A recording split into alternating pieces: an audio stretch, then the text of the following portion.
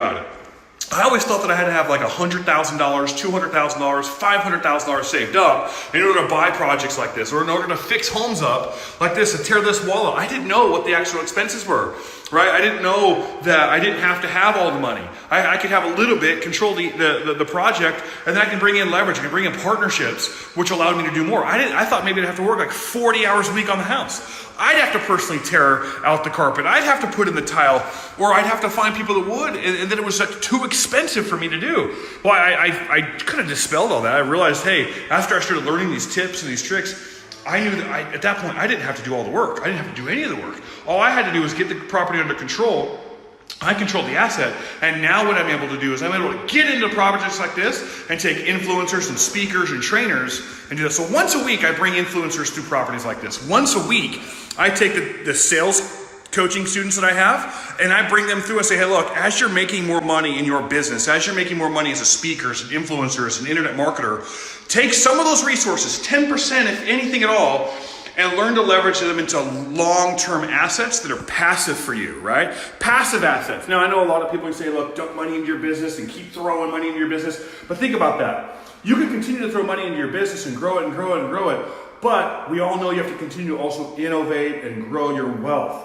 And so if you can diversify a little bit into small projects like this, even if you get them out listed on Airbnb, even if you flipped it and you made some more money, flipped it, that's a new phrase. You can't coin that one. I'm gonna look at the domain name right now. Flipped it, okay? That's mine, you can't have that.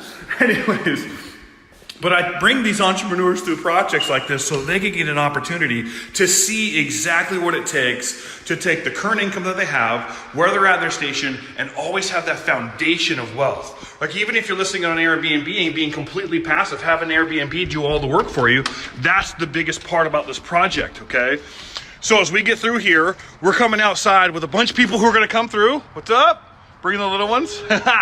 Hey Todd, what's up, my man? Come on out here. I'll do it. And so what we're going to do is we're going to bring them through and show them exactly what it would take to dominate this world with just a little bit of cash. Like $300, $500, you can control an asset like this and skyrocket the profits for yourself, okay? And that is what we're after, is finding individuals that we can actually help, that we can motivate to maintain income, right? Maintain. So you can take your worry off of the next sale. You take your worry off of, the job that you're in and maybe it goes away. You can take the worry off of the account that you're on as like a salesperson, especially in high ticket sales. If the offer changes, or like, hey, look, well, we got too many clients, we're going to stop for about 3 months. You're going, dude, where's my income, right? So you have to be prepared for those types of things. And the one thing that I found that spoke to me that allowed me to maintain that was real estate. I started acquiring real estate back in 2000, right? I started learning this business, started learning this process. So for the last 18 years, I've been teaching and training and developing teams like this so that I can continue to do what I love. And that's take salespeople to the next level of their life. So this is just one aspect of the business. This is one of those things I just enjoy to do for people like myself who want to influence the world in a big, impactful way, but also realize that you have to have other leveraged areas of income. Ask any influencer, right? They dump a ton of money in their business, their marketing, innovation, serving their clients, serving the people that they're working with, but they also separate into other businesses, whether they're buying, it could be, other funnels, it could be other projects, other courses, but I can tell you right now, they're probably invested in more than one thing once they get momentum going, and especially if you're in sales, it's a big deal. Like,